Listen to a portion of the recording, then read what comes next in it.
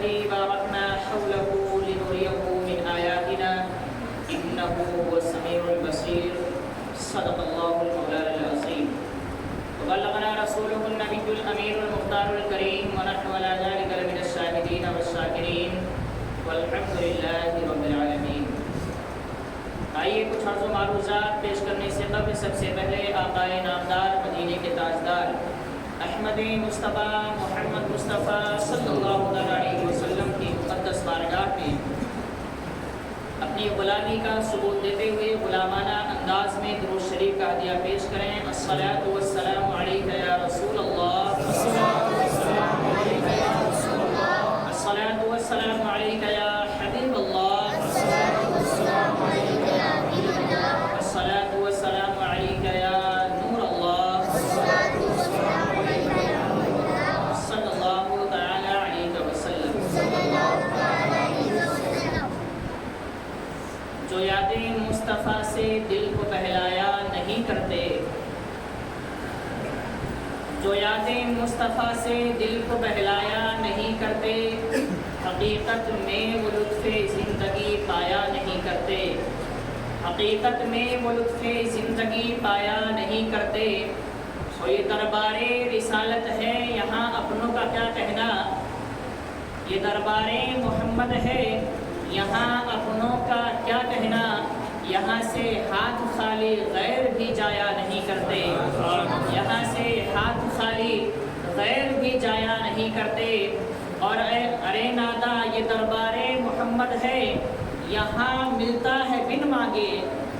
یہ دربار محمد ہے، یہاں ملتا ہے بن مانگے.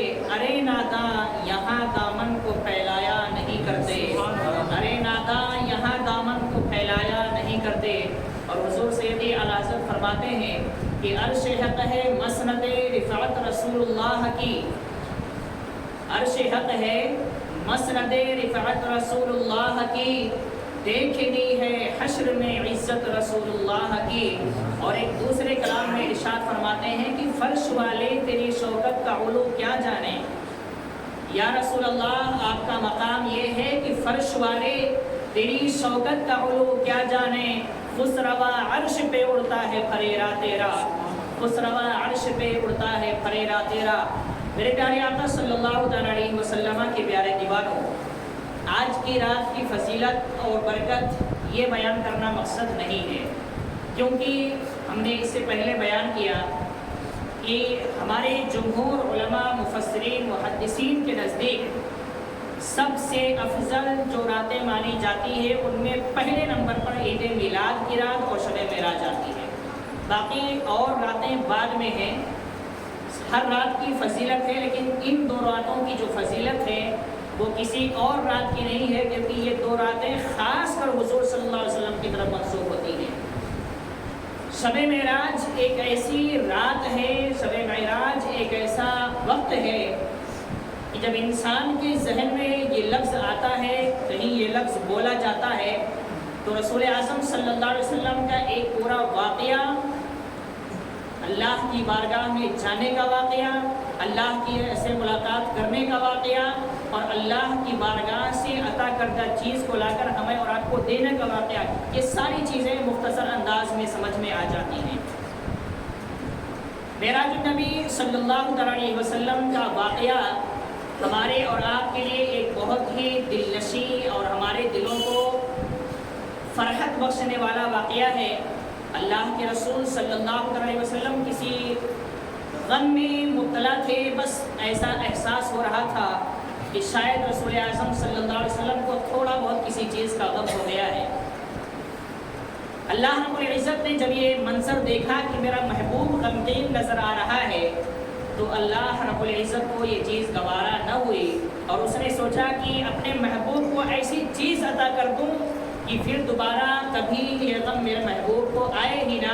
بس اسی وجہ سے اللہ رب العزت نے اتنا بڑا فیصلہ لیا کہ اب خوش کرنے کے لیے کچھ اور نہیں کرنا ہے، چلو ایسا مقام عطا کر دینا ہے کہ اس پہلے نہ کسی نبی کو عطا ہوا نہ عطا ہوگا.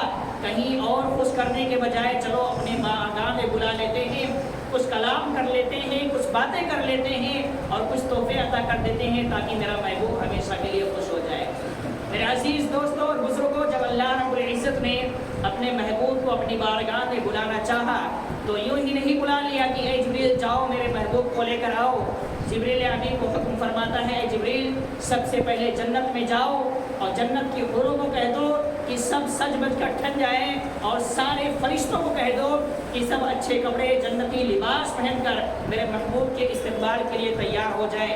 جنت کے سارے فرشتوں کو، جنت کے سارے مالکوں کو یہ اعلان کر دیا گیا کہ تو سب کا استقبال کرنا ہے۔ ساتوں آسمانوں کے فرشتوں کو یہ اعلان کرا دیا گیا اور یہ بتا دیا گیا کہ تم بھی تیار ہو جاؤ، میرا محبوب آسمانوں کی سیر کرتے ہوئے میری بارگاہ میں آنے والا ہے، سب کو میرے محبوب کا استقبال کرنا ہے۔ میرے عزیز دوستوں اور بزرگوں، جب اللہ رب العزت نے جبریل امی کے ذریعے اعلان کروا دیا اور سارے فرشتوں میں بات مشہور ہو گئی تو سارے فرشتے اس بات کا انتظار کرنے لگے کہ رسول اعظم صلی اللہ علیہ وسلم کب آئیں اور ہم حضور کے چہرے انور کا دیدار کریں۔ میرے عزیز دوستوں اور بزرگوں، اللہ رب العزت نے جبریل امی کو ارشاد فرمایا کہ اے جبریل 70,000 فرشتوں کو لے لو اور جاؤ میرے محبوب کی بارگاہ میں جاؤ اور اپنے انداز سے انہیں بلا کر میرے بارگاہ میں لانا ہے۔ جبریل امی جب یہ اعلان اللہ رب العزت کا سنتے ہیں، اللہ رب العزت کا فرمان سنتے ہیں کہ محبوب کو خدا کی بارگاہ میں لانا ہے، تو اللہ رب العزت نے یہ بھی فرمایا تھا کہ اے محبوب، اے جبریل امی، میرے محبوب کو بہت جلد لے کر آؤ، کیونکہ میں اپنے محبوب سے ملنے کے لیے مشتاق ہوں، میں اپنے محبوب سے ملنا چاہتا ہوں۔ اللہ رب العزت کے فرمان کے مطابق جبریل امی 70,000 فرشتوں کو لے کر جنت میں جاتے ہیں۔ جب جنت میں جاتے ہیں تو کیا دیکھتے ہیں؟ وہاں پر 40,000 براق تیار کھڑے ہیں۔ ان براقوں کو کسی نے نہیں بتایا تھا کہ محمد تشریف لانے والے ہیں، محمد کی سواری کس کو بننا ہے، بلکہ ان براقوں میں سے ایک براق سے پوچھا گیا، بڑا غمگین تھا، بہت مایوس تھا ایک براق۔ جبریل امی اسی کے پاس جاتے ہیں کہ دیکھتے ہیں آخر یہ 40,000 کے براقوں میں یہ سب سے غمگین نظر کیوں آ رہا ہے، کیا وجہ ہے، کیوں پریشان ہے؟ جبریل امی اس براق کے پاس جاتے ہیں، پوچھتے ہیں اے براق بتا تجھے کیا ہو گیا ہے، کیوں پریشان نظر آ رہا ہے؟ تو براق نے روتے ہوئے کہا کہ اے جبریل، آج جس ہستی کو آپ لینے کے لیے جا رہے ہو اور جن کے لیے سواری منتخب کرنے کے لیے آئے ہو، ان کے بارے میں تو ہم نے بہت پہلے سنا تھا، 40,000 سال پہلے ہم نے سن لیا تھا کہ میرے محبوب کو ایک معراج ہونے والی ہے اور وہ معراج کی رات میں آنے والے ہیں۔ میں جب سے یہ سنا ہوں اس بات کے انتظار میں ہوں اور اسی غم میں ہوں کہ کاش محبوب کی سواری کے لیے مجھے منتخب کر لیا جائے۔ 40,000 کے براق نے جب اس براق نے اپنی اس خواہش کو ظاہر کیا تو جبریل امی نے کہا جب تو 40,000 سے انتظار کر رہا ہے، 40,000 سال سے تیرا انتظار ہو رہا ہے، تو اپنے محبوب کی سواری بننے کے لیے تیار ہے، تو میں کسی اور کے پاس کیوں جاؤں؟ چل میں تجھے ہی لے کر چلتا ہوں اور آج محبوب کی سواری بننے کا تجھے ہی موقع ملے گا۔ میرے عزیز دوستوں اور بزرگوں، جبریل امی رضی اللہ تعالیٰ وہ براق لے کر سرزمین مکہ شریف میں آتے ہیں۔ اس وقت اللہ کے رسول صلی اللہ علیہ وسلم اپنی چچیرے بہن حضرت ام ہانی کے گھر پر آرام فرما رہے تھے، بستر استراحت پر سو رہے ہیں، آرام فرما رہے ہیں۔ جبریل امی جب حضور کی بارگاہ میں حاضر ہوئے، دیکھتے ہیں کہ حضور تشریف فرما ہیں، آرام فرما رہے ہیں، کریں تو کیا کریں؟ ایک طرف اللہ کا فرمان ہے کہ اے جبریل محبوب کو جلدی لے کر آؤ، اور ایک طرف حضور آرام فرما رہے ہیں۔ جبریل سوچنے میں پڑ جاتے ہیں، پریشان ہو جاتے ہیں، اگر دیر کرتا ہوں تو خدا کی نافرمانی ہوگی، اور اگر محبوب کو آواز دے کر جگاتا ہوں تو محبوب کی نافرمانی ہوگی، محبوب کی بے ادبی ہو جائے گی، آخر کروں تو کیا کروں؟ سوچتے ہیں اگر آواز دوں تو بے ادبی ہو جاتی ہے، اگر جسم کو ہاتھ لگا کر جھچوڑوں تو بے ادبی ہو جاتی ہے۔ جبریل امی اسی کشمکش میں پریشان تھے اور اس بات کا انتظار کر رہے تھے کاش میرے محبوب اٹھ جائے تاکہ اللہ کی بارگاہ میں جلدی حاضری ہو جائے اور اللہ کی بے نافرمانی نہ ہو۔ اتنے میں اللہ رب العزت کی بارگاہ سے ندا آتی ہے، اے جبریل انتظار کرنے کی ضرورت نہیں ہے، میں ملنے کے لیے بہت مشتاق ہوں، اور تم چاہتے ہو کہ اگر جسم کو ہاتھ لگاؤ گے اور آواز دو گے تو بے ادبی ہوگی، تو میں طریقہ بتاتا ہوں ان کو اٹھانے کا۔ اے جبریل تمہارے ہونٹ کافور کے ہیں، تمہارے ہونٹوں میں ٹھنڈک ہے، میرے محبوب کے قدم شریف جو ہیں وہ نور کے ہیں، جب تم جاؤ اور میرے محبوب کے قدموں کو اپنے کافوری ہونٹوں سے بوسہ دے دو، جیسے ہی چومو گے، جب میرے محبوب کے قدموں کو تمہارے کافوری ہاتھوں کی ٹھنڈک پہنچے گی، میرے محبوب اس ٹھنڈک سے بیدار ہو جائیں گے اور تم انہیں میرا حکم سنا دینا۔ عزیزان ملت اسلامیہ، اللہ اللہ کے رسول صلی اللہ علیہ وسلم کے کافوری ہوٹوں کے ذریعے جبریل امین جب حضور صلی اللہ علیہ وسلم کے قدموں کو بوسہ دیتے ہیں، حضور کے قدموں کو جب ٹھنڈک محسوس ہوتی ہے، جسم کو ٹھنڈک محسوس ہوتی ہے، تو آپ بیدار ہو جاتے ہیں۔ بیدار ہونے کے بعد جبریل کو دیکھتے ہیں اور حکم سنتے ہیں، پھر اس کے بعد آرام کرنے لگ جاتے ہیں۔ جبریل امین پریشان ہو جاتے ہیں، اب کریں تو کیا کریں؟ حدیثوں میں آیا کہ کئی مرتبہ اللہ کے رسول صلی اللہ علیہ وسلم کو جبریل امین نے اٹھایا اور رسول اعظم صلی اللہ علیہ وسلم دیکھتے اور سنتے سو جاتے۔ مفسرین فرماتے ہیں اور محدثین فرماتے ہیں اس میں حکمت یہ تھی کہ بار بار جو رسول اعظم صلی اللہ علیہ وسلم سو رہے تھے، اٹھ رہے تھے، اس کا مطلب یہ تھا کہ پوری کائنات کو بتانا یہ مقصود تھا کہ اے لوگوں، محبوب کی عظمت کو دیکھ لو کہ جبریل جیسا فرشتہ جو سردار الملائکہ ہے وہ بار بار محبوب کو اٹھا رہا ہے، بار بار رسول اعظم سو جا رہے ہیں، اس کے باوجود جبریل تھک نہیں رہا ہے، تعظیم میں کوئی کمی نہیں آ رہی ہے، جبریل کو غصہ نہیں آ رہا ہے، جبریل گستاخی نہیں کر رہے ہیں، جبریل نافرمانی نہیں کر رہے ہیں، بلکہ جبریل اور مشقت کے ساتھ اور جستجو کے ساتھ اور خوشی کے ساتھ میرے محبوب کے قدموں کو بوسہ دے رہے ہیں۔ جب جبریل جیسا فرشتہ میرے محبوب کے قدموں کو بوسہ دے سکتا ہے تو تم میرے محبوب کی عظمت کو شان و بیدار ہونے کے بعد جبریل امین رسول اعظم صلی اللہ علیہ وسلم کے سینے کو چاک کرتے ہیں۔ چاک کرنے کے بعد اللہ رب العزت کی طرف سے لایا ہوا علم و حکمت آپ کے سینے میں رکھا جاتا ہے اور پھر آپ کے سینے کو بند کر دیا جاتا ہے۔ اس کے بعد آپ کو تیار کیا جاتا ہے۔ تیاری جب ہو جاتی ہے تو براق کو جب سامنے لایا گیا تو براق بڑے ہی مایوسی کے ساتھ بھٹکنے لگتا ہے، جب کودنے لگتا ہے۔ جبریل امین کہتے ہیں اے براق، تجھے کیا ہو گیا ہے؟ تجھے معلوم بھی ہے کہ تیرے جسم پر کون سوار ہونے والے ہیں؟ براق نے کہا مجھے معلوم ہے، لیکن آج مجھے ایسی خوشی ہو رہی ہے کہ مجھے خوشی میں کودنا اور مچلنا نظر آ رہا ہے۔ میرے عزیز دوستوں اور بزرگوں، خیر اسی طریقے سے جبریل امین نے رسول اعظم صلی اللہ علیہ وسلم کو براق پر سوار کیا۔ براق پر سوار کرنے کے بعد اب جبریل امین ایک چیز کا انتظار کرتے ہیں کہ رات کا ماحول ہے، کریں تو کیا کریں، چاروں طرف اندھیرا ہے۔ اللہ کی بارگاہ میں یہ فریاد کرتے ہیں کہ میرے مولا، تو نے سفر کرانے کے لیے کہا ہے، مسجد حرام سے مسجد اقصی تک جانا ہے، ساتوں آسمانوں کی سیر کرنا ہے، تیری بارگاہ میں لانا ہے، رات کی تاریکی ہے، رات میں کیسے سفر ہو سکتا ہے؟ سفر تو دن میں ہوتا ہے۔ جبریل امین اس بات کا انتظار کرتے ہیں کہ چلو جنت میں چلتے ہیں اور وہاں سے چراغ لے کر آتے ہیں، اور یہ جو 70,000 فرشتے ہیں ان فرشتوں کو چراغ پکڑا دیتے ہیں، اس سے روشنی ہو جائے گی اور میرے محبوب آرام سے چلے جائیں گے۔ جب جبریل نے ارادہ کیا تو اللہ رب العزت نے فرمایا اے جبریل، تم کیا سوچ رہے ہو؟ تمہیں معلوم نہیں کہ میرے محبوب کے نور والے چہرے پر اتنی روشنی ہے کہ میں نے ان کے نور اور عالم کے بیچ میں 70,000 پردے حائل کر دیے ہیں، اگر ایک بھی پردہ ہٹا دیا تو پوری دنیا کیا 18,000 عالم میرے محبوب کے نور سے روشن ہو جائیں گے، کسی چراغ کی ضرورت نہیں پڑے گی۔ اللہ رب العزت نے بس اتنا ہی کیا کہ ایک پردہ ہٹایا اور اتنی روشنی ہو گئی محبوب کے چہرے سے کہ جبریل کہتے ہیں کہ جنت کی چراغ بھی اس کے سامنے فیل ہے، جنت کی چراغ لاتا تو اتنی روشنی نہ ملتی جتنی روشنی محبوب کے چہرے میں ہو گئی ہے۔ میرے عزیز دوستوں اور بزرگوں، بس اسی روشنی کے سہارے یہ سفر چل پڑتا ہے۔ جبریل امین اب 70,000 فرشتوں کے ساتھ مسجد حرام سے مسجد اقصی کی طرف چلتے ہیں۔ مسجد حرام سے مسجد اقصی کے بیچ میں بہت سارے واقعات ہوتے ہیں، بہت سارے واقعات، بس مختصر سا ایک واقعہ بیان کروں گا جس سے ایمان تازہ ہو جائے گا۔ مسجد حرام سے مسجد اقصی کی طرف جب رسول اعظم صلی اللہ علیہ وسلم چلتے ہیں تو راستے میں کیا ہوتا ہے؟ اللہ کے رسول صلی اللہ علیہ وسلم دیکھتے ہیں کہ موسیٰ علیہ السلام اپنی قبر میں نماز پڑھ رہے ہیں۔ اللہ کے رسول صلی اللہ علیہ وسلم فرماتے ہیں رأیت موسیٰ وہو یصلی فی قبرہ، میں نے موسیٰ علیہ السلام کو دیکھا کہ وہ اپنی قبر میں کھڑے ہو کر نماز پڑھ رہے تھے۔ اللہ اللہ کیا نگاہیں ہیں مصطفیٰ کی۔ موسیٰ علیہ السلام کی قبر شریف ہے، زمین کے اندر ہے، زمین کے اندر نماز پڑھ رہے ہیں۔ کیسے نماز پڑھ رہے ہیں، کس طریقے سے نماز پڑھ رہے ہیں، یہ ساری کیفیت میرے محبوب چلتے ہوئے زمین پر معلوم کر لیتے ہیں۔ آج جو لوگ یہ کہتے ہیں نا کہ محبوب کو پیٹھ کے پیچھے کی خبر نہیں ہے، میں کہتا ہوں میرے دوست، محبوب کو زمین کے اندر کی خبر مل رہی ہے، اور خبر بھی ایسی مل رہی ہے کہ موسیٰ کون سی نماز پڑھ رہے ہیں، کھڑے ہو کر پڑھ رہے ہیں کہ بیٹھ کر پڑھ رہے ہیں، کس حالت میں پڑھ رہے ہیں۔ جو محبوب یہ ساری کیفیت معلوم کر لیتا ہو زمین کے اندر کی، وہ اپنے پیٹھ کے پیچھے کی خبر کیوں نہیں معلوم کر سکتا ہے؟ خیر، موسیٰ علیہ السلام کا یہ واقعہ آپ نے دیکھا، وہاں سے آپ چل دیتے ہیں۔ چلنے کے بعد آپ نے ایک منظر اور دیکھا میرے عزیز دوستو، کیا دیکھتے ہیں کہ ایک جگہ پر بہت سا ایک جماعت ہے جہاں پر لوگوں کے سروں کو کچلا جا رہا ہے، بڑے بڑے پتھروں سے لوگوں کے سروں کو کچلا جا رہا ہے، توڑا جا رہا ہے، بڑے بڑے پتھر لے کر فرشتے مارتے ہیں اور وہ سر چکنا چور ہو جاتے ہیں، پھر ان سروں کو جوڑ دیا جاتا ہے، پھر اس پتھر سے مارا جاتا ہے، وہ سارے سر چکنا چور ہو جاتے ہیں۔ اللہ اکبر۔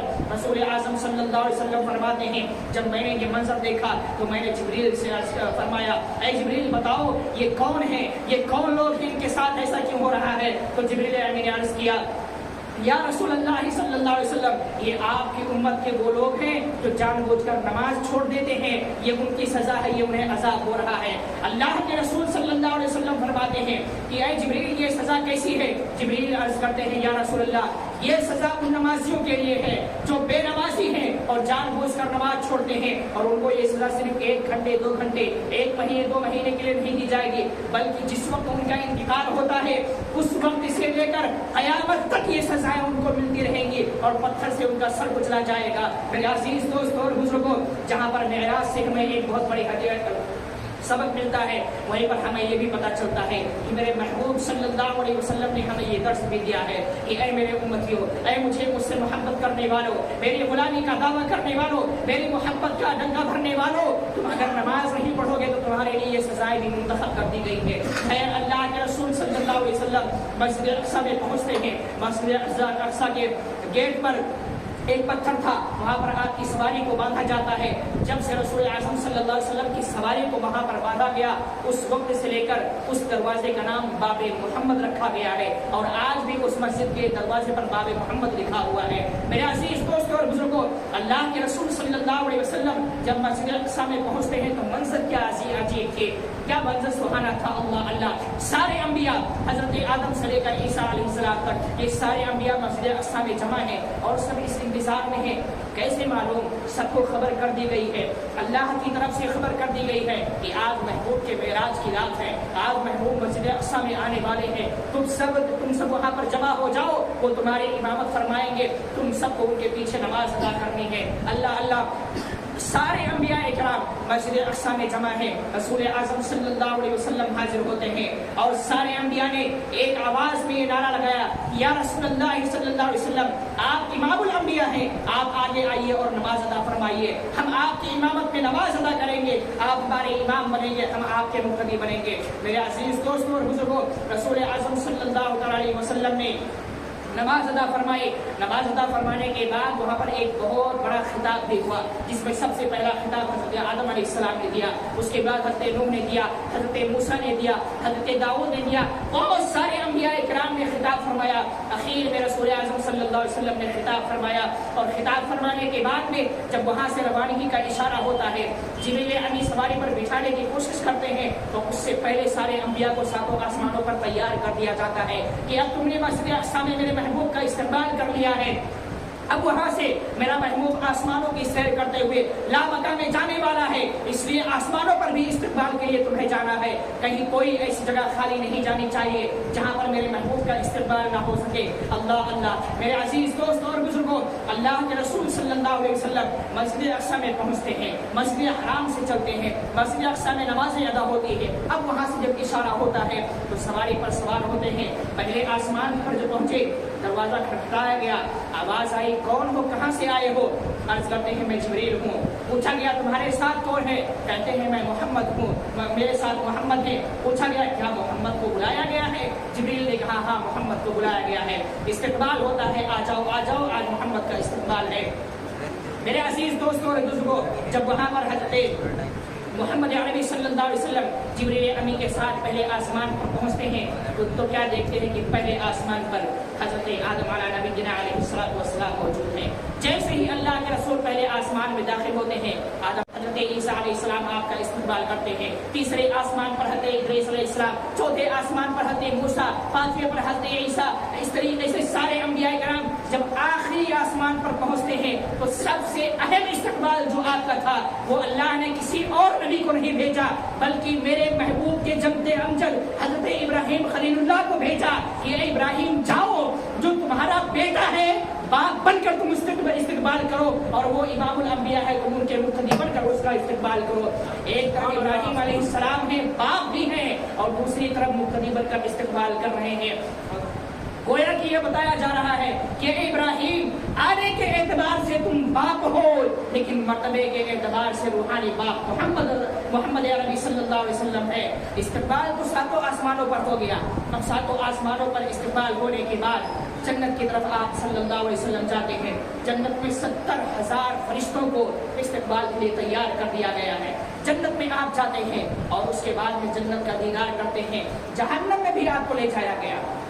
جہنم کا دروازہ پہلے بند کرا دیا گیا، لیکن جب آپ معراج کے لیے تشریف لے گئے تو جہنم دکھائے گئے. جہنم میں اللہ کے رسول صلی اللہ علیہ وسلم نے ان عذابات کو بھی دیکھے جو بے نمازیوں پر، جھوٹ بولنے والوں پر، غیبت کرنے والوں پر، گالیاں دینے والوں پر ہوتے بھیانک عذابات ہوتے ہیں. یہاں تک کہ ایک حدیث میں آیا کہ اللہ کے رسول صلی اللہ علیہ وسلم نے دیکھا کہ جہنم میں ایک جماعت ایسی تھی جس کے پیٹ بڑے بڑے مکانوں کی طرح تھے.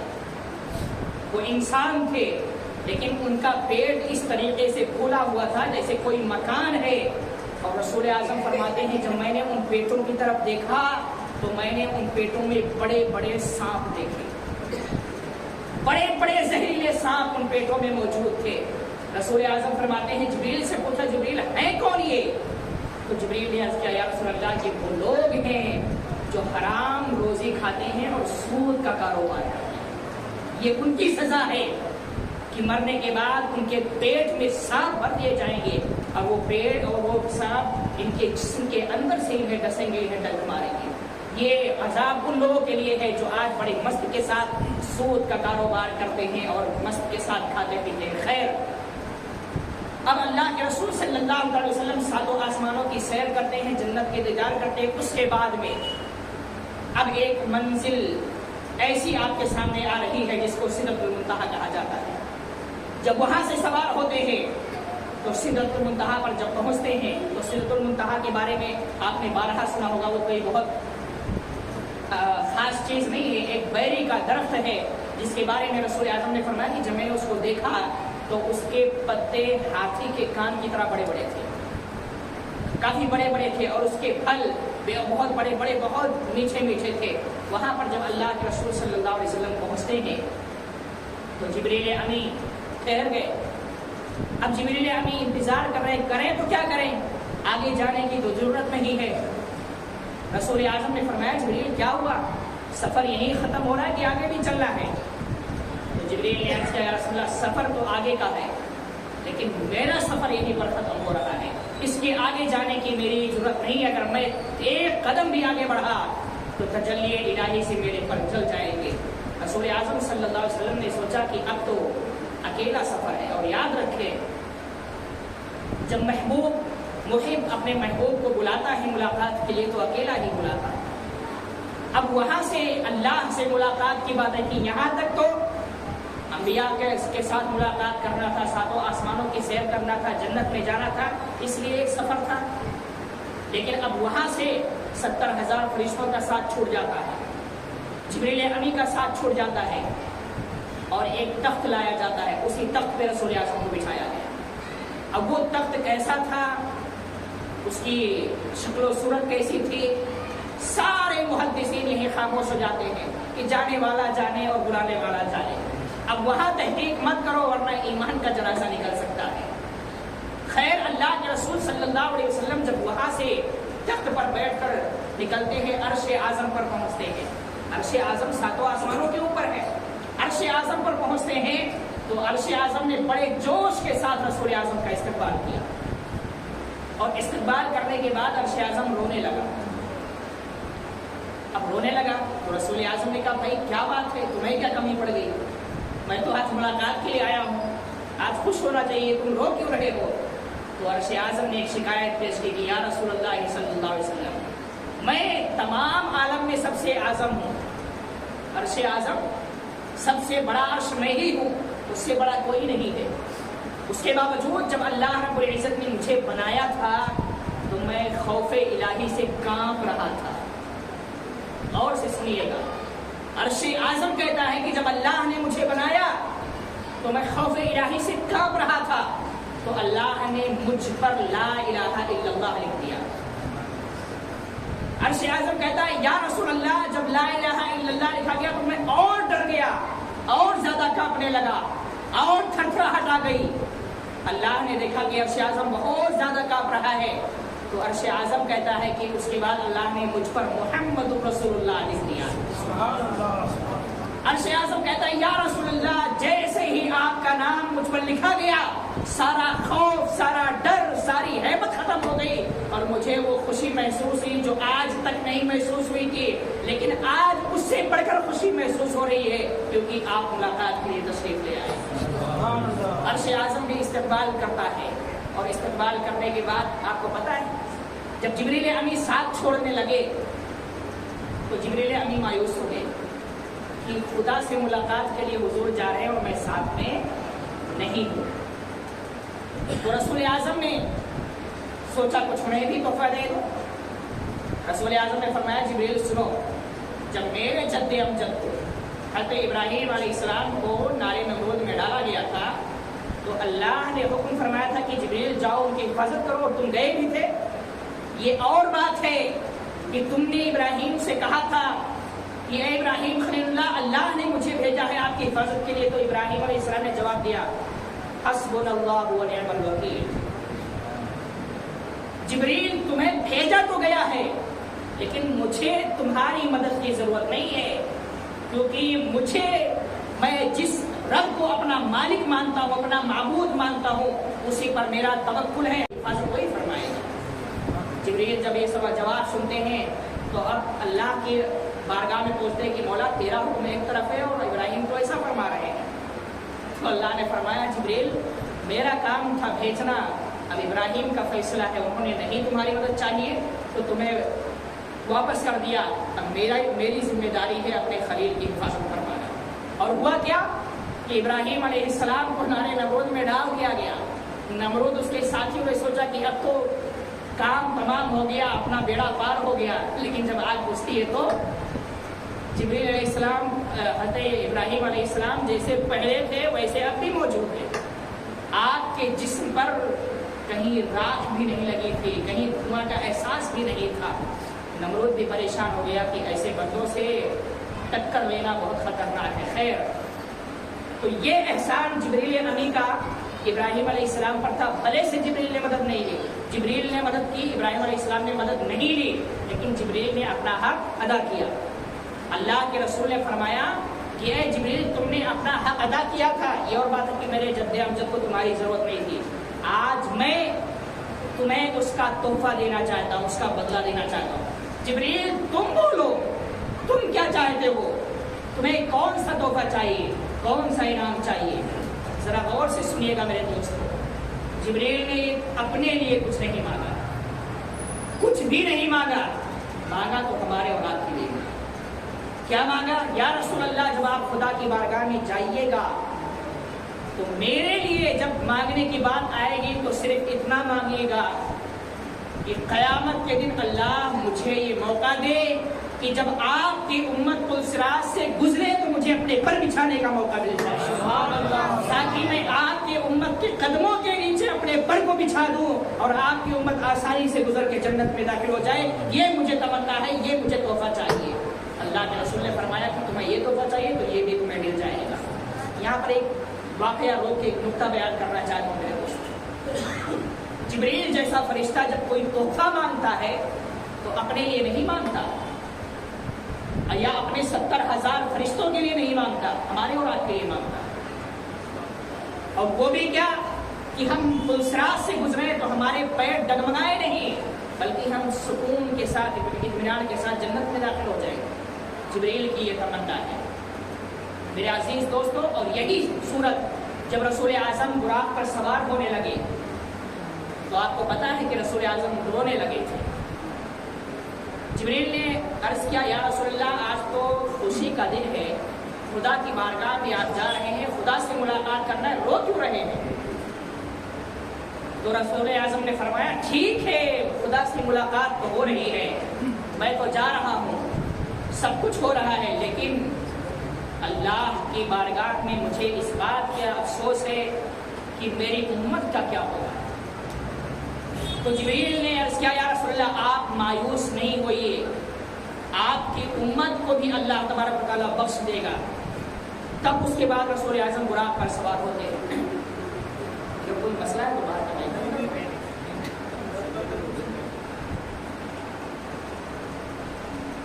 رسول اعظم صلی اللہ علیہ وسلم نے براق پر سوار ہونے کے لیے ہماری اور آپ کی مغفرت کی دعا کی اور تمنا ظاہر کی کہ میں چاہتا ہوں کہ میری امت کو کوئی تکلیف نہیں ہو۔ ہر وہ اہم موقع جہاں حضور کو انعام ملنا تھا وہاں حضور نے اپنے انعام کے ساتھ ہمیں اور آپ کو یاد کیا۔ آج ہوتا کیا ہے، ہمارا اچھے سے اچھا دوست ہو، اگر اس کو کوئی انعام مل جائے تو آپ سے چھپ کے انعام لے گا، کہیں ایسا نہ ہو کہ بٹوارا ہو جائے اس میں۔ لیکن میرے محبوب ہم سے کتنی محبت کرتے ہیں، ہم ان کے لیے کیا کرتے ہیں؟ ہفتے میں جمعے کی 2 رکعت ان کے لیے پڑھتے ہیں، یہی کرتے ہیں۔ لیکن میرے محبوب پوری رات جب نفل پڑھتے تھے تو نفل پڑھنے کا مقصد صرف اور صرف یہ تھا کہ میری امت بخش دی جائے۔ حتیٰ تورمت قدمین الفاظ ہیں حدیث کے کہ اتنی نفل پڑھتے، اتنی کثرت کی قدموں میں سوجن آ جایا کرتے تھے، اس کے باوجود ہماری اور آپ کے لیے نفل پڑھتے تھے۔ ہر موقع پر اللہ کے رسول نے ہمیں یاد کر رہے دوستو، سفر معراج کا واقعہ تو ایک خوشگوار ماحول ہے، لیکن اس میں ہمیں بہت ساری چیزوں سے سبق بھی ملتا ہے۔ نماز کے پابند بنو اور حضور کی غلامی میں سچے طریقے سے داخل ہو جاؤ۔ خیر، اللہ کے رسول صلی اللہ علیہ وسلم جب عرش اعظم پر پہنچے تو اب عرش اعظم سے جب حضور کو جانا ہوا تو جو تخت تھا وہ تخت میں بھی ساتھ چھوڑ دیا کہ اب اس سے آگے میری بھی جرت نہیں ہے، محبوب آپ اکیلے چاہیے۔ اب حضور صلی اللہ علیہ وسلم کو تھوڑی سی گھبراہٹ ہوئی کہ یہ لا مکہ ہے، مکہ نہیں ہے۔ عرش اعظم پہ مکہ ختم ہو جاتا ہے، عرش اعظم کے آگے لا مکہ ہے، نہ آسمان ہے، نہ بادل ہے، نہ سورج ہے، نہ چاند، کچھ نہیں ہے۔ اب ہم تصور ہی نہیں کر سکتے کہ وہ کیسا لا مکہ ہوگا۔ اب وہاں حضور کو سفر کرنا ہے، ساتھ میں کوئی نہیں ہے، سواری بھی نہیں، اکیلے جانا ہے۔ تو رسول اعظم کو تھوڑی سی گھبراہٹ ہوئی۔ گھبراہٹ ہوتے ہی ایک آواز آئی کہ یا رسول اللہ آپ گھبرائیے نہیں، اللہ آپ پر درود و سلام بھیج رہا ہے۔ سبحان اللہ۔ یا رسول اللہ گھبرائیے نہیں، سفر جاری کیجیے، اللہ آپ پر درود و سلام بھیج رہا ہے۔ رسول اعظم نے جب یہ آواز سنی تو حضور خود فرماتے ہیں یہ تو ابوبکر کی آواز تھی۔ جب میں نے یہ آواز سنی تو میں پریشان ہو گیا کہ یا اللہ میرا یار یہاں بھی موجود ہے، کہ مجھے گھبراہٹ ہوئی تھی جب غار حرا میں تو اسی نے کہا تھا لا تحزن ان اللہ معنا، یا رسول اللہ گھبرائیے نہیں، اللہ ہمارے ساتھ ہے۔ اور جب آج میں تنہا ہو گیا ہوں، گھبراہٹ ہوئی، تو اسی صدیق کی آواز آ رہی ہے کہ یا رسول اللہ گھبرائیے نہیں، اللہ آپ کے ساتھ۔ یار اے میرے مولا، تو نے ابوبکر کو یہاں بھی پہنچا دیا۔ خیر، جب یہ آواز رسول اعظم سنتے ہیں فرماتے ہیں کہ مجھے سکون مل گیا کہ جب میرا دوست میرے ساتھ ہے تو کسی چیز کا غم نہیں ہے۔ اس کے آگے کا سفر شروع ہو گیا۔ اب سفر شروع ہوا، کیسے شروع ہوا، حضور کیسے گئے، اللہ نے کیسے بلایا، یہیں پر قرآن بھی خاموش ہے، حدیثیں بھی خاموش ہیں، بڑے بڑے مجتہد خاموش ہیں کہ بھئی آگے کی بات مت کرو، بس گئے۔ میں گیا اس لیے ہمارا عقیدہ ہے کہ حضور گئے، لیکن حضور نے یہ نہیں فرمایا کیسے گیا، اس لیے ہمیں یہ انگلی کرنے کی ضرورت ہے کہ حضور کیسے گئے۔ حضور گئے، اللہ نے بلایا، حضور ملاقات کیے، اللہ نے بات کیا، اللہ نے انعام دیا، یہ حضور نے فرمایا، ہم نے مان لیا۔ کیسے ہوا اس پر ہمیں کوئی بحث کرنے کی ضرورت نہیں ہے۔ اب اللہ کے رسول فرماتے ہیں جب میں اللہ کی بارگاہ میں پہنچا تو ظاہر سی بات ہے جب تو محبت کرنے والے ملتے ہیں تو تحفے کے ساتھ ملتے ہیں، گلدستوں کے ساتھ ملتے ہیں۔ یہ اور بات ہے کہ دنیا کے تحفے الگ ہوتے ہیں لیکن وہاں کے تحفے الگ تھے۔ جب اللہ کے رسول رب کعبہ کی بارگاہ میں پہنچتے ہیں تو پہنچتے ہی یہ عرض کرتے ہیں التحیات للہ والصلوات والطیبات، جو آپ نماز میں پڑھتے ہیں یہ وہی کا تحفہ ہے، معراج کا تحفہ۔ کیا مطلب ہے؟ اے میرے مولا، ساری میری مالی عبادتیں، بدنی عبادتیں، زبانی عبادتیں سب تیرے لیے ہیں۔ جب رسول اعظم نے استقبال کر کے اللہ کی بارگاہ میں انعام پیش کیا تو اللہ نے فرمایا अस्सलामु अलैका अय्युहन नबी व रहमतुल्लाहि व बरकातहू। महबूब तुमने तोहफा दिया तो मेरी जिम्मेदारी है मैं भी तुम्हें इनाम दूं। लिहाजा ए महबूब तुम पर अल्लाह और उसके रसूल सल्लल्लाहु अलैहि वसल्लम की रहमतें और बरकतें नाज़िल हो। अब जब ये इनाम अल्लाह की तरफ से मिला तो हुजूर तो बहरहाल कुछ भी नहीं लेकिन बंदे खुदा है। हुजूर को आगे बढ़ना था और फिर अल्लाह की बारगाह में कुछ और पेश करना था। मेरे दोस्तों मैंने कहा ना हुजूर कितनी मोहब्बत करते हैं, किसी पल हमें नहीं भूले।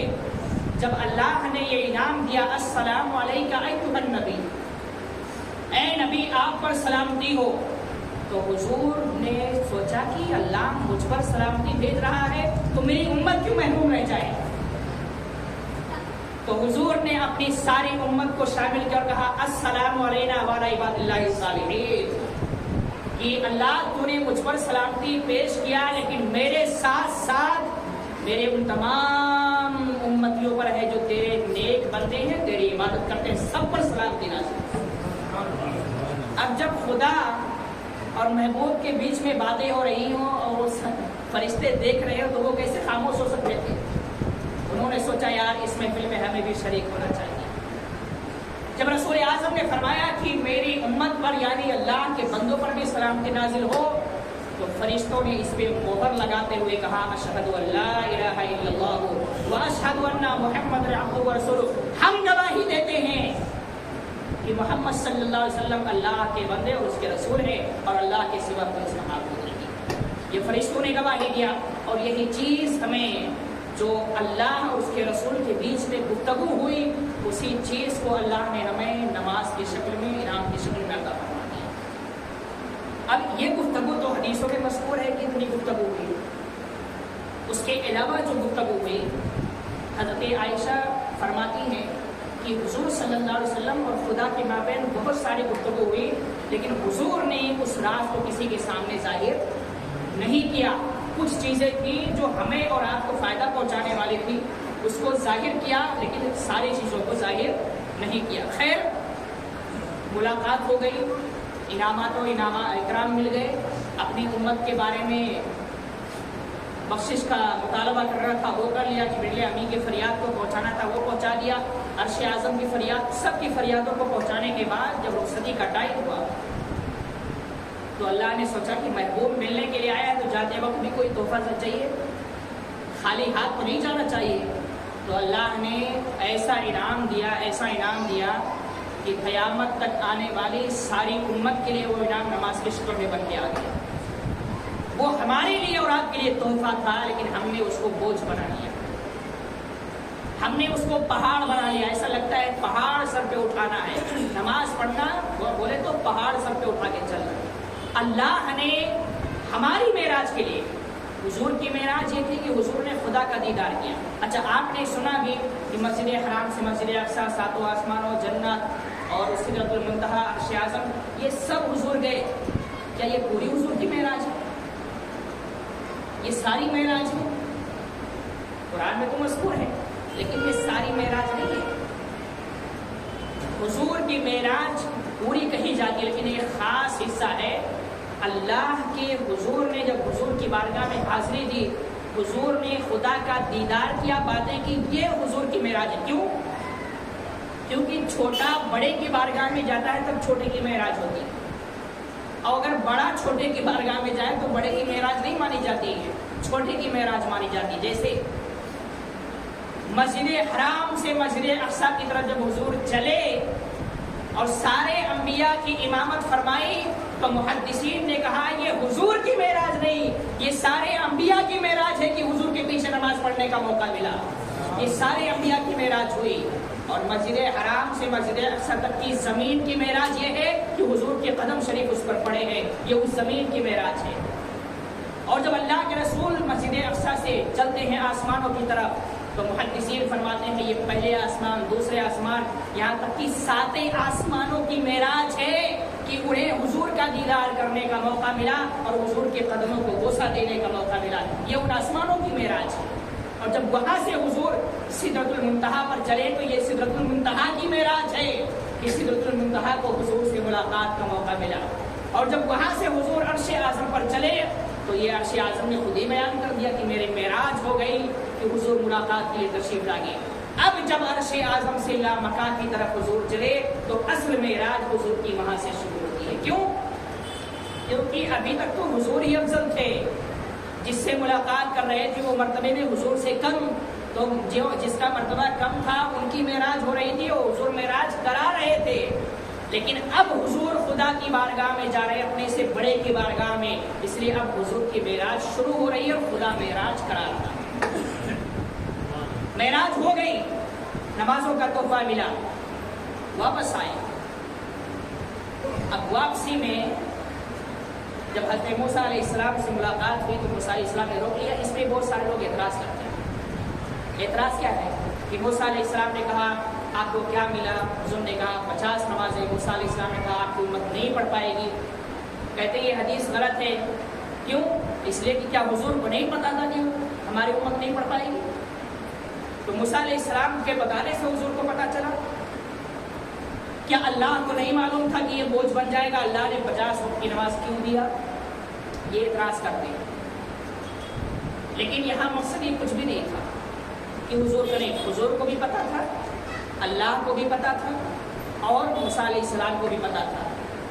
یہ اور بات ہے کہ حضور نے اظہار نہیں کیا کہ کم از کم اسی بہانے اللہ نے مجھے 1 مرتبہ بلایا اور میں 9 مرتبہ خود اللہ کی بارگاہ میں جاؤں۔ اور موسیٰ علیہ السلام نے سوچا کہ کم از کم جب میں اللہ سے ملاقات کے لیے وہ دور پر گیا تھا تو وہاں کو دیدار نہیں کر پایا تھا، کیونکہ جیسے ایک پردہ ہٹا تھا میں غش کھا کر گر گیا تھا، وہاں دیدار کرنے کا موقع نہیں ملا تھا۔ تو آج تو موقع مل گیا کہ جو نگاہیں مصطفیٰ کی جو نگاہیں خدا کو دیکھ کر آ رہی ہیں ان نگاہوں کو دیکھ لو تو خدا کا جلوہ نظر آ جائے گا۔ تو موسیٰ علیہ السلام نے اس بہانے سے یہ کام کیا۔ اللہ کو بھی پتا تھا اور اللہ نے یہ کیا کہ میں نے اپنے محبوب کو بلا لیا ہے، محبوب کا خوف ختم ہو گیا۔ اب خدا کی بارگاہ میں آنا جانا حضور کے لیے آسان، جب چاہے آ جا سکتے ہیں۔ اس لیے حضور اللہ نے کہا کہ نہیں، اتنا دو کہ محبوب بار بار ہے، کم از کم اسی بہانے میری محبوب کی ملاقات ہوتی رہے۔ اور موسیٰ علیہ السلام جن کی تمنا ہزاروں سالوں سے کی خدا کا دیدار کرنے کی، وہ موسیٰ بھی میری تجلی کا دیدار کرتے رہے۔ یہ اہم مقصد تھا۔ خیر، موسیٰ علیہ السلام کی بارگاہ میں حاضری ہوئی اور وہاں پر 45 وقت کی نمازیں کم ہوئی۔ اب حضور صلی اللہ علیہ وسلم جب آئے تو اتنا سارا واقعہ ہوا، سارا واقعہ آپ نے سنا، اور سننے کے بعد حدیث میں یہ بھی آتا ہے کہ جب حضور صلی اللہ علیہ وسلم تشریف لائے تو جس بستر پر آرام فرما رہے تھے وہ بستر گرم تھا اور دروازے کی زنجیر ہل رہی تھی۔ اسی چیز کو دیکھ کر ابو جہل اس کے ساتھیوں نے انکار کیا، جیسا کہ میں نے جمعہ میں بیان کیا، وہ باتیں نہیں لاؤ۔ ان لوگوں نے یہی کہا نہیں، ایسا ہو ہی نہیں سکتا۔ جبریل امین نے سیر کرایا، اللہ نے بلایا، صدیق اکبر نے اس کا منہ توڑ جواب ابو جہل کو دیا۔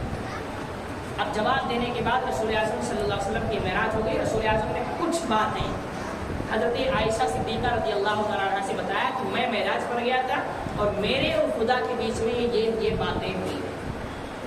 میرے دوستوں اور بزرگوں، معراج کا واقعہ ابھی بھی بہت تفصیل ہے، لیکن وقت کے حساب سے میں نے بہت مختصر کیا تاکہ پوری چیز سمٹ جائے۔ یہاں پر بتانے کا مقصد یہ ہے جو چیزیں ہمیں ایک معراج کے واقعے سے سبق کے طور پر ملتی ہے نا، ہم نے جو بیان کیا کہ اللہ کے رسول صلی اللہ علیہ وسلم کی معراج یہ تھی کہ خدا کا دیدار کیا، اور اسی معراج میں حضور نے سب کو معراج کرایا، صرف اپنا معراج نہیں، سب کو معراج کرایا۔ ہمیں بھی معراج کرایا، سارے انبیاء کو معراج کرایا، سرزمین کو معراج کرایا، ساتوں آسمانوں کو معراج کرایا، عرش اعظم کو معراج کرایا، سب کی معراج ہوئی، حضور کی بھی معراج ہوئی۔ اور اسی معراج کو جو ہماری معراج ہوئی، اسی معراج کے بارے میں اللہ کے رسول نے فرمایا الصلاۃ معراج المؤمن، نماز مومن کی معراج ہے۔ معراج کا مطلب کیا ہوتا ہے، اس پہ گفتگو کروں اور ختم کروں اپنی بات۔ معراج جو لفظ ہے یہ عروج سے بنا، عروج کا مطلب سمجھتے ہیں بلندی، مرتبہ، اعلیٰ مقام۔ معراج مطلب بلندی کی جگہ، مطلب یہ کہ نماز تمہارے لیے معراج ہے، یعنی جب جب تم نماز پڑھو گے تو تمہیں بلند کر دیا جائے گا، جب جب اللہ کی بارگاہ میں سر کو جھکاؤ گے تمہارے مقام کو بلند کر دیا جائے گا، اور جب جب نماز چھوڑو گے تو پتھروں سے سر کو کچلا بھی جائے گا۔ دونوں پیمانے ہیں، اور اسی بے نمازی کے تعلق سے جو قرآن میں آیا کہ ارأیت الذی یکذب بالدین فذلک الذی یدع الیتیم ولا یحض علی طعام المسکین فویل للمصلین الذین هم عن صلاتهم ساہون۔ ویل للمصلین، ان نمازیوں کے لیے ویل ہے جو کیا کرتے ہیں؟ سستی کرنا، نماز قضا کرنا ہے بہت دور کی بات ہے، سستی کر کے نماز پڑھتے ہیں ان کے لیے ویل ہے۔ اب آپ تفسیر اٹھائیں گے تو ویل کیا ہے معلوم ہے؟ جہنم کا وہ سب سے خطرناک گڑھا ہے جس کے بارے میں فرمایا گیا کہ جہاں بے نمازی کو اس میں ڈالا جائے گا تو 50,000 سال لگیں گے اس کو گرنے میں، 50,000 سال لگیں گے گرنے میں، اور اس گڑھے میں آگ جل رہا ہوگا، نیچے سے آگ جل رہا ہے، اوپر سے ڈالا جا رہا ہے، اور اس کو گرنے میں 50,000 سال لگ جائیں گے، اس میں اس شخص کو ڈالا جائے گا جو نماز میں سستی کرتا ہے۔ سستی کا مطلب کیا ہو معلوم ہے؟ اذان ہوئی، جماعت میں بات کر لیتے، چلو نا یار تھوڑا بھی ہوٹل میں کھانا کھا لیتے، بعد میں پڑھ لیں گے، یہ ہوئی سستی۔ یعنی آپ کے پاس وقت ہے، کوئی عذر نہیں ہے، لیکن دوستوں کے ساتھ گپ شپ، ہوٹلوں میں مستی، سڑکوں پر گلچھڑے، یہ ساری چیزیں کرتے ہوئے ہم نماز کو قضا کر دیں۔ جماعت کو تو چھوڑتے ہیں، جماعت تو ان کے لیے چھوٹی بات ہے، نماز ہی کو چھوڑ دیتے ہیں۔ اب نماز کو چھوڑنے کے بعد یہ سپنے ہیں ابھی بھی لوگوں کے، ابھی بھی ہے نا کہ اب تو مسلمان ہیں، مریں گے تو جنت ملے گی۔ ایک بات یاد رکھیں، ایک حدیث سنا دوں کہ جس کے نام اعمال میں جو گناہ ہے نا، اس گناہ کا عذاب انہیں ملے گا، چاہے 50,000 نہیں، 1 کروڑ 2 کروڑ اربوں خربوں ہزار سال لگ جائے، جب تک اس کا عذاب نہیں مل جائے گا جنت نہیں ملے گی۔ ایمان کی وجہ سے جنت تو ملے گی، لیکن بدعمالی کا جو عذاب ہے وہ عذاب پہلے دیا جائے گا، اس کو بھگتنا پڑے گا، جب اس سے پاک ہو جاؤ گے تب جنت ملے گی۔ مجھے آپ بتاؤ، اگر آج ایک چھوٹا سا سانپ کسی کے پیر پہ چڑھ جائے تو وہ چیخیں نکلتی ہیں کہ ایسا لگتا ہے کہ ساؤنڈ واؤنڈ سب پھر ہو گیا۔ ایک چھوٹا سا سانپ تو بہت دور کی بات ہے، وہ کہیں اور دیکھنا اس کے پیر پہ انگلی مار دو بس نیچے سے تو اس کو لگے گا شاید بس کام ہو گیا۔ پیر لگ جائے انسان کا تو ہمیں لگتا ہے سانپ چڑھ گیا، حالت خراب ہو جاتی ہے۔ تو جب قبر میں ہم جائیں گے، اور ان سانپوں کے بارے میں کیا خیال ہے جن کے بارے میں کہا گیا کہ وہ ایک مہینہ سفر جتنا کرنے میں لگ جاتا ہے نا، اتنے لمبے وہ سانپ ہیں، اور چوڑائی ان کی اونٹ سے زیادہ، ہاتھی سے زیادہ ان کی چوڑائی، اور ان کے زہر کا عالم یہ ہے کہ وہ ایک مرتبہ جب کاٹیں گے تو پورا جسم زہر سے چکنا چور یعنی پھٹ جائے گا، اور پھر وہ جسم جوڑا جائے گا۔ یہ ساری چیزیں ہمیں معراج سے ملتی ہیں۔ رسول اعظم کی معراج ہوئی، ہماری معراج ہوئی، لیکن میرے دوستوں اس معراج کا فائدہ یعنی ہماری معراج کا فائدہ ہمیں اسی وقت ملے گا جب ہم خدا کی بارگاہ میں اپنے سر کو جھکائیں گے۔ اللہ رب العزت کی بارگاہ میں دعا کرتے ہیں کہ مولا ہم سب کو رسول اعظم صلی اللہ علیہ وسلم سے سچی پکی محبت کی توفیق عطا فرمائے، پیارے حبیب صلی اللہ علیہ وسلم کی معراج کو دل و جان سے منانے کی اور اس کو سمجھنے کی توفیق عطا فرمائے، گناہوں سے بچنے کی توفیق عطا فرمائے، اور شب معراج کی فضیلت و برکت سے ہم سب کو مالا مال فرمائے۔ ایک عبادت کے تعلق سے ایک بات سن لیجیے، جیسے بہت سارے لوگ ابھی جاگتے ہیں اور نفل میں مشغول ہو جاتے ہیں۔ پہلا مشورہ میرا یہ ہے کہ اگر آپ کے اوپر قضا نمازیں ہیں تو پہلے قضا نمازیں پڑھیے، نفل کی ضرورت نہیں ہے۔ پڑھو گے تو ثواب ملے گا، ایسا نہیں کہ ثواب نہیں ملے گا، پڑھو گے تو ثواب ملے گا، لیکن نفل نہیں پڑھو گے تو پکڑ نہیں ہوگی، اور جو چھوٹ گئی ہیں نمازیں ان کو نہیں پڑھو گے تو اس کی وجہ سے پکڑ ہوگی۔ جن کے ذمے قضا نمازیں ہیں وہ زیادہ سے زیادہ اپنی قضا نمازیں پڑھیں، اور جو نفل پڑھنا چاہتے ہیں وہ اس طریقے سے پڑھیں کہ 12 رکعت نفل آپ 2 رکعت کر کے پڑھیں۔ غور سے سنیے گا، 2 رکعت کر کے پڑھیں۔ سورہ فاتحہ کے بعد جو سورت آپ کو سب سے بہتر یاد ہے وہ سورت آپ پڑھیں، جیسے عام نماز پڑھتے ہیں ویسے ہی اچھے سے 12 رکعت مکمل کریں 2 رکعت کر کے، اور اخیر میں جب آپ کی نماز مکمل ہو جائے تو اپنی جگہ پہ بیٹھے رہیں اور یہ تسبیح پڑھیں، کلمہ سبحان اللہ والحمد للہ ولا الہ الا اللہ واللہ اکبر، یاد ہوگا تقریباً سبحان اللہ والحمد للہ ولا الہ الا اللہ واللہ اکبر، یہ تسبیح 100 مرتبہ پڑھیں، اور اس کے بعد 100 مرتبہ استغفر اللہ ربی من کل ذنب واتوب الیہ، یہ 100 مرتبہ پڑھیں، اور پھر 100 مرتبہ درود شریف پڑھیں۔ اس کے بعد میں حدیث ہے، حدیث میں آیا کہ جو کوئی اتنا پڑھنے کے بعد جو بھی مراد لے کر خدا کی بارگاہ میں ہاتھ کو اٹھائے گا، سچے دل سے دعا مانگے گا، وہ دعا اس کی قبول ہوگی اور وہ اسے ملے گا۔ لیکن اس کے ساتھ ایک چیز اور جوڑی گئی ہے کہ اتنا کرے اور دوسرے دن یعنی 27 رجب کو وہ روزہ رکھے، اسی حدیث کا حصہ ہے، 12 رکعت نفل پڑھے، یہ تسبیحات پڑھے، دعا کرے، اور پھر دوسرے دن روزہ رکھے اور پھر دعا کرے، تو جو مرادیں اس کی ہوگی اللہ ضرور قبول فرمائے گا اور پوری فرمائے گا۔ تو جو لوگ عبادتیں کرنا چاہتے ہیں، عبادتیں کرنا چاہتے نہیں، مشورہ تو یہ ہے کہ میرے بھائیو کرو، کم از کم اور موقع نہیں ملتے ہیں تو ایسی راتوں کو تو مت جانے دو۔ آج دیکھو، میں اسی لیے کہتا ہوں نا کہ ماحول کا مسئلہ ہوتا ہے، رسم، جہاں رسم رات جاگنے کا ہے وہاں لوگ جاگتے ہیں، اور جہاں جاگنے کا نہیں وہاں نہیں جاگتے۔ ابھی شب معراج میں آپ دیکھ لیں اور شب برات میں آپ دیکھیں گے، کیوں؟ کیونکہ بچپن سے ماں باپ نے ذہن میں بٹھا دیا کہ شب معراج بہت بڑی رات ہے، یقیناً بہت بڑی رات ہے، لیکن شب معراج تو اس سے بڑی رات ہے، اس کے بارے میں کیوں نہیں بتایا گیا؟ شب معراج اور شب عید میلاد یہ 2 راتیں ایسی ہیں جن کی بہت بڑی فضیلتیں ہیں، لیکن ہمارے لوگ جو ماحول بن گیا، رسم بن گیا کہ اس رات میں جاگنا ہے تو جاگنا ہے، چاہے کچھ پڑھو لکھو نہیں، لیکن جاگنا ہے، اور جو فضیلت ہے وہ ہمیں چاہیے یا نہیں چاہیے، پر جاگ کر رات گزار دینا۔ تو خیر جو راتیں ہمیں ملتی ہیں انہیں چاہیے کہ ہم بالکل تیاری کے ساتھ ان راتوں میں عبادت کریں اور اللہ کو راضی کرنے کی کوشش کریں۔ اللہ رب العزت ہم سب کو اس مقدس رات میں اور اس طرح کی مقدس راتوں میں بے پناہ دل لگی کے ساتھ عبادتیں کرنے کی توفیق عطا فرمائے، اور ہر طرح سے